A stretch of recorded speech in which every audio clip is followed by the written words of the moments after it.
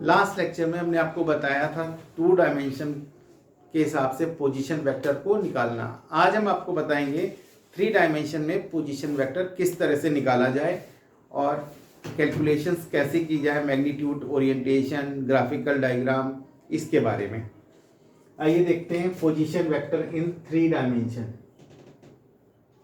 3 dimension का मतलब 3 access. क्या होगा? 3 एक्सेस। डायमेंशन का मतलब 3 एक्सेस, और वो एक्सेस कौन कौन से होंगे?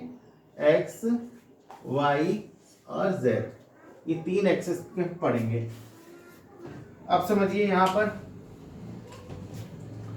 ये आपका एक्स एक्सेस है, ये आपका वाई एक्सेस है और ये आपका जेड एक्सेस है। ये एक्स, वाई, जेड, और एक्सिस के बीच में एंगल कितना होता है? 90 डिग्री का होता है। ये तीनों एंगल क्या होंगे? 90 डिग्री, 90 डिग्री और 90 डिग्री। और इस पॉइंट को जहां पे तीनों एक्सेस कट करते हैं, this point is called origin. इसको क्या बोलते हैं? ओरिजिन बोलते हैं। जहां तीनों एक्सेस आपस में कट करते हैं उसको ओरिजिन बोलते हैं। सपोज यहाँ पे एक पॉइंट है, ये पॉइंट आया कैसे, जरा उसको समझते हैं। ये पॉइंट हम एक्स एक्सिस पे एक्स चले हैं, वाई एक्सिस पे वाई चले हैं और जेड एक्सिस पे हम जेड चले, तब हमारा ये पॉइंट पी आया है। और ये वेक्टर आपका हो जाएगा, that is O P vector. And O P vector को हम डिफाइन करेंगे इस तरीके से। ये आपका ओ पी वेक्टर हो गया। इस ओ पी वेक्टर को हमने ग्राफिकली रिप्रेजेंट कर दिया है। ये क्या कहलाएगा? O P vector. ठीक है, ये ओ पी वेक्टर नहीं है, इसको हम कहेंगे पोजीशन वेक्टर, क्योंकि रेफरेंस क्या है? ओ है, ओरिजिन है, तो इसलिए ओरिजिन के रेफरेंस में ये क्या कहलाएगा? Position vector with reference to origin, और exactly it is called position vector of P. ठीक है, तो यहां पर इसका ये तो ग्राफिकल रिप्रेजेंटेशन हो गया। मैथमेटिकल रिप्रेजेंटेशन क्या होगा इसका? अगर हम बात करेंगे, O P is equal to x axis को हम क्या कहते हैं? आई वेक्टर यूनिट से डिनोट करते हैं, इसको जे वेक्टर से, और इसको के वेक्टर से हम डिनोट करते हैं। तो अब हम एक्स पे कितना चले? Direction I. वाई पे कितना चले? वाई, और डायरेक्शन क्या हो गई? जे। और z चले हम z एक्सेस पे, और डायरेक्शन क्या हो गई? k। तो हमारे पास पोजीशन वेक्टर क्या हो जाएगा? एक्स आई प्लस वाई जे प्लस जेड के। ये हमारे पास ये पोजीशन वेक्टर बन गया। इस पोजीशन वेक्टर का मैग्नीट्यूड हम डिफाइन करते हैं। मैग्नीट्यूड इज इक्वल टू, लिखा जाएगा मॉड ऑफ ओपी वेक्टर, और सारे एक्सेस पे हम जितना चले उसको स्क्वायर करके हम ऐड कर देंगे। ऐसे समझिए, जितना हम एक्सेस पे चले हैं उसका स्क्वायर करके ऐड कर देंगे। ये क्या निकलेगा? Magnitude of OP position vector. It is magnitude of OP position vector. और ओरिएंटेशन की बात करेंगे, ओरिएंटेशन की बात करते हैं, तो यहाँ पे ओरिएंटेशन अलग तरीके से निकलेगा, क्योंकि यहाँ पे 3 एक्सेस हैं, रेफरेंस कोई भी हो सकता है। तो अगर हम यहाँ पर इसके रेफरेंस में देख रहे हैं, ये अल्फा है, इसके रेफरेंस में देख रहे हैं ये बीटा है, और ये इसके रेफरेंस में देख रहे हैं ये गामा है। तो यहाँ पर हमको जो लिखना है, हम लिखते हैं कॉस के रेफरेंस में। किसके? कॉस अल्फा क्या होगा? कॉस अल्फा को डिफाइन करने का तरीका आपको पता है, कितना होता है? Base upon perpendicular.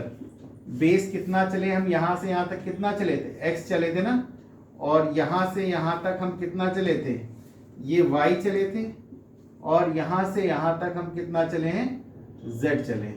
तो ये सारी चीजें हमारे काम आने वाली हैं। अभी इसको देखते हैं। तो यहां पर क्या आएगा? एक्स अपॉन पी क्या है? ये हाइपोटेन बी अपॉन एच होता है, बी अपॉन एच होगा यहाँ पर, सॉरी। और एच क्या होगा? इसी को हम एच बोलेंगे, यही आपका हाइपोटेनियस होगा। तो ये क्या होगा, under root x square plus Y square plus Z square. तो alpha is equal to cos inverse, वहां पे क्या था 2D में टेन इनवर्स था, यहाँ पे क्या हो जाएगा cos inverse of x upon under root x square plus Y square plus Z square. ये चीज़ हो जाएगी, ध्यान रखिए, ब्रैकेट बंद। बीटा अगर हम लिखेंगे तो कॉस इनवर्स, करना कुछ नहीं, दिमाग में सेट रखना है, ये पहले लिया जाता है अल्फा में, ये लिया जाएगा बीटा में, और ये लिया जाएगा गामा में। तो यहाँ पे क्या हो जाएगा y upon under root x square plus Y square plus Z square, ये कर लीजिए इसको ब्रैकेट में, और गामा में हो जाएगा कॉस इनवर्स, फिर से वही z upon under root x square plus Y square plus Z square, ये लिखा जाएगा। तो पहला पॉइंट हो गया ग्राफिकल रिप्रेजेंटेशन। ग्राफिकल रिप्रेजेंटेशन कैसे लिखा जाता है 3D का, ये आपका हो गया क्या मैथमेटिकल। दूसरा पॉइंट मैथमेटिकल रिप्रेजेंटेशन,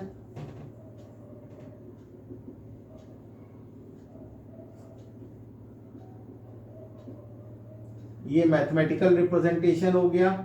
ये तीसरा मैग्नीट्यूड हो गया, और चौथा क्या हो गया ओरिएंटेशन। वही चार चीज यहाँ पर भी आपको देखने को मिलेंगी जैसे कि हमने 2D में आपको किया था।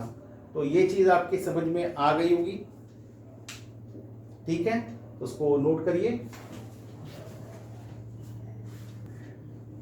अब इसमें हम लोग समझेंगे कि क्वेश्चन किस तरह के आते हैं 3 डायमेंशनल में। तो सेम जैसे हमने आपको 2 डायमेंशनल में बताए थे उसी तरह के क्वेश्चन आते हैं। यहाँ पर क्वेश्चन ऐसे हो सकता है कि सपोज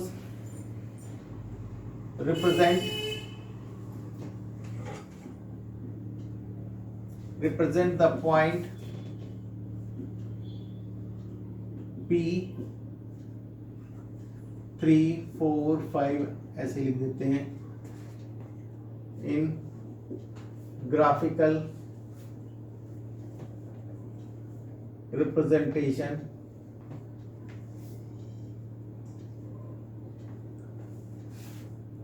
मैथमेटिकल एंड मैथमेटिकल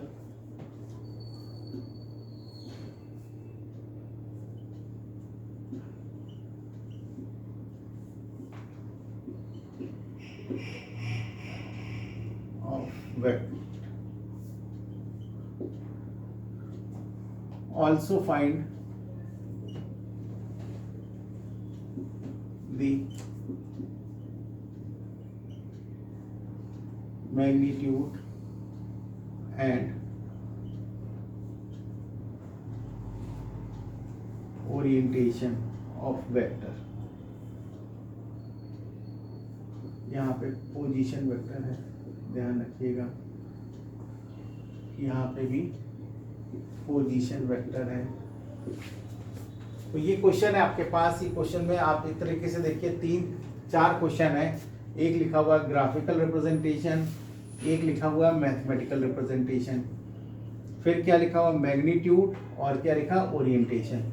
ये 4 क्वेश्चन एक साथ पूछे गए हैं।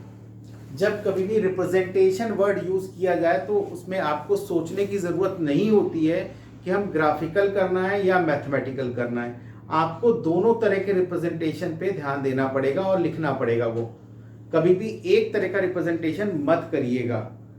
रिप्रेजेंटेशन कर रहा है तो उसके जो भी रिप्रेजेंटेशंस बनते हैं वो आपको लिखने पड़ेंगे। इस बात को दिमाग में बैठा लीजिए। तो पहली पॉइंट है, हमने क्या किया, इसका ग्राफिकल रिप्रेजेंटेशन रेडी किया। ये हमने एक्सेस बना लिए, एक्स वाई, और ये हो गया जेड। यहाँ पर आई है पोजीशन वेक्टर, यहाँ पे है जे पोजीशन वेक्टर, और यहाँ पर है के पोजीशन वेक्टर, सॉरी के यूनिट वेक्टर। ये पॉइंट हो गया 3 4 5। ये पी पॉइंट है जिसको हमने इस तरीके से लिखा हुआ है, और ये क्या है आपके पास ओपी पोजीशन वेक्टर हो गया। ये आपके पास ओपी पोजीशन वेक्टर आ गया। ये कहाँ पे है, ओ पॉइंट, यहाँ पर है ओ पॉइंट। तीनों एक्सेस जहाँ काटते हैं उसको हम कहते हैं ओरिजिन या ओ पॉइंट, ठीक है। ये आपका पहला पॉइंट क्लियर हुआ, जिसको हम लोग बोलते हैं ग्राफिकल रिप्रेजेंटेशन।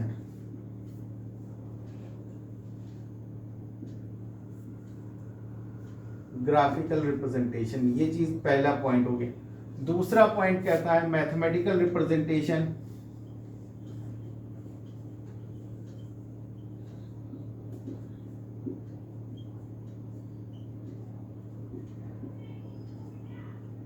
मैथमेटिकल रिप्रेजेंटेशन की जब हम बात करते हैं तो O P vector is equal to 3i, i पे एक्स एक्सेस पे 3 चले थे, आई डायरेक्शन है एक्स एक्सेस पे, फिर 4y पे चले हैं, डायरेक्शन j है, और फिर 5z पे चले हैं तो डायरेक्शन क्या है, k है।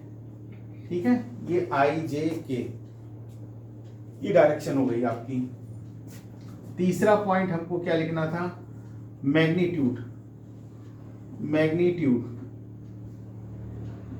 ऑफ ओपी वेक्टर कैसे निकालेंगे, ओपी मैग्नीट्यूड लिखने का तरीका under root x square plus Y square plus Z square, ये हो गया 3 स्क्वायर 4 स्क्वायर 5 स्क्वायर, ये 9 16 25, ये हो गया 50, और ये आ गया 5 अंडर रूट 2 यूनिट, ये आ गया इसका मैग्नीट्यूड। और ओरिएंटेशन चौथा पॉइंट,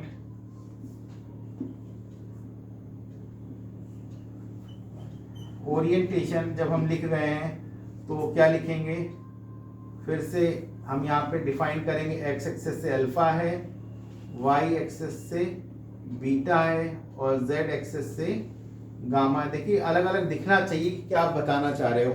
हमेशा डायग्राम में जब तक चीज़ दिखती नहीं है तब तक ना तो एग्जामिनर को समझ में आती है और ना उस चीज़ को एक्सप्लेन कर सकते हैं। तो यहाँ पर क्या होगा, alpha equal to cos inverse, हमने क्या बताया था, एक्स कितना है यहाँ पर 3 ऊपर लिख दिया, और नीचे कितना निकाला था 5√2, ये आंसर हो गया। बीटा इक्वल टू क्या होगा, कॉस इनवर्स, वाई क्या है 4, नीचे क्या रहेगा 5√2, और gamma equal to cos inverse, ये कितना हो गया 5/5√2, ये कैंसिल हो गया। तो आपके पास क्या आ गया, कॉस इनवर्स इक्वल टू 1/√2। ठीक है, ये आंसर हो जाएगा। ये चारों पॉइंट आपने इसके कैलकुलेट कर दिए। जो क्वेश्चन में पूछा गया था ये आपका क्वेश्चन है, ये आपका क्वेश्चन था, ये क्वेश्चन है आपका ग्राफिकल रिप्रेजेंटेशन।